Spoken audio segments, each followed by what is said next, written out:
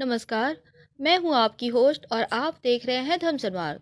दोस्तों, कल यानी कि 31 जनवरी 2019 सटतिला एकादशी है और ये इस दिन तिल का विशेष महत्व है।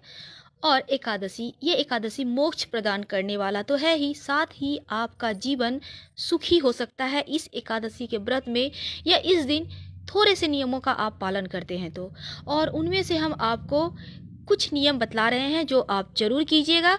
सबसे पहला है, नहाने के पानी में डाल दें एक चीज। और दूसरा है, आपको क्या खाना है, क्या दान करना है और कैसे पूजा वगैरह करना है। तो दोस्तों, आइए हम शुरुआत करते हैं। सबसे पहले तो आप कल यानी कि सटतिला एकादशी सुबह में आप जब नहाने के लिए जाएंगे, बिना नहाए मत खाइएगा। कल का खास महत्व है। और ये दिन अगर आप थोड़े से नियम का पालन करते हैं तो आपका जीवन सुखी हो सकता है, तमाम ग्रह आपके पक्ष में आ सकते हैं। प्लीज़ आप वीडियो के अंत तक बने रहें, ये आपके लिए है, हमने वीडियो तैयार किया है।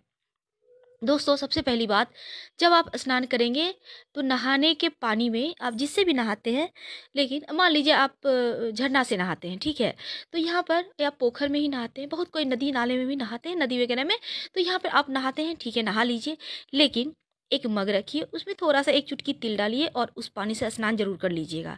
तिल का विशेष महत्व है इस दिन। उसके बाद आप घर आइए, या घर में नहाते हैं तो बाल्टी में डाल लें एक चुटकी तिल, या फिर आप मग में ही डाल के नहा लें। आप उसके बाद आपको एक बार कम से कम गजेंद्र मोक्ष का पाठ जरूर कीजिए या सुन लीजिए मज़े से। आप ऑडियो सुनिए यूट्यूब से डाउनलोड करके, बहुत सुंदर सुंदर है, कहीं भी 2-4-5 मिनट लगेगा, आराम से प्रेम से सुनिएगा। गजेंद्र मोक्ष का पाठ सुनने से सारी मुसीबतों से आप सुरक्षित बने रह सकते हैं। आपके जीवन में कितनी मर्जी परेशानियां आ जाए, पर आपको छू नहीं पाएगी, आपका कुछ नहीं बिगाड़ पाएगी। आप ये नियम जरूर कीजिएगा। अगर आपको लगता है कि हाँ भगवान है, तो एक बार विश्वास जरूर कीजिए। ये 2 चीज़ें हो गई, ये सबसे ज़रूरी है। फिर आप भगवान विष्णु को तिल जरूर अर्पित कीजिएगा और इस दिन तिल का भोग लगाइए, तिल से बने हुए पकवान का भोग लगाइए और तुलसी के पत्ते का प्रयोग जरूर कीजिएगा। वैसे कल बृहस्पतिवार का दिन भी है, तो ऐसे में आप पीले वस्त्र धारण कीजिएगा और व्रत पूरे नियमों से करें, पालन करें। पूरे व्रत के नियमों का सात्विक रहना है, आपको फल खा के रहना है, अन्न नहीं खाना है, नमक नहीं खाना है, लहसुन प्याज का तो बिल्कुल ही सेवन वैसे भी थर्सडे को नहीं करना चाहिए। तो दोस्तों, इन सभी नियमों को पालन करते हुए व्रत कीजिए। आप फलाहार का सेवन कर सकते हैं, चाय शरबत पी सकते हैं, कहीं कोई दिक्कत नहीं है। जितनी मर्जी है उतने बार कीजिए। बहुत लोग कहते हैं नहीं करना चाहिए, लेकिन हम कहते हैं वैसा कुछ नहीं है। मन चंगा तो कटौती में गंगा, लेकिन नमक और अन्न मत खाइएगा, सबसे बड़ी बात। और उसके बाद 1 फरवरी को यानी शुक्रवार के दिन आपको नहा लेना है। उसके बाद आपको सीधा निकालना, उसको सीधा निकालना कहते हैं। आपको अन्न में चावल भी आ सकता है, आटा भी आ सकता है, आलू, या फिर आप अन्न के साथ कुछ पैसे दक्षिणा रख दें, किसी ब्राह्मण को दे दें, गरीब ब्राह्मण को, या किसी मंदिर में दे दें।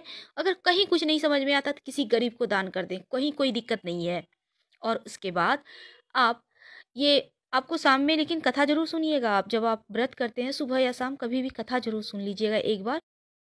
और ये जो आपने दान किया है, इस दान को करने के बाद आप खुद कुछ ग्रहण करें, और संभव हो तो तिल की बनी हुई किसी चीज़ को ग्रहण करके आप व्रत को खोलिए, क्योंकि तिल का खास महत्व है इस एकादशी व्रत में। तो आप इसका द्वादशी के दिन आपको चावल नहीं खाना है, कम से कम दोपहर 12 या 2 बजे तक। उसके बाद आप खा सकते हैं, चावल मत खाइएगा। आप रोटी पराठा खा सकते हैं, पूरी खा सकते हैं, पर चावल मत खाइएगा। दोपहर 12 से 2 बजे के तक मत खाइए, उसके बाद खाइए, क्योंकि द्वादशी के दिन भी थोड़े से नियम पालन किए जाते हैं एकादशी की व्रत करने से। और ये व्रत आपके लिए बहुत अच्छा रहेगा, आप करके देखें। और फिर अगर आपको लगता है कि इस व्रत को करने से बाद में ही सही कि आपके लाइफ में कुछ चेंज आया, तो हमारे चैनल को सब्सक्राइब कीजिए, लाइक कीजिए, शेयर कीजिए और कमेंट बॉक्स में आइए, हमें अच्छा लगेगा। हम फिर मिलेंगे किसी नए टॉपिक के साथ।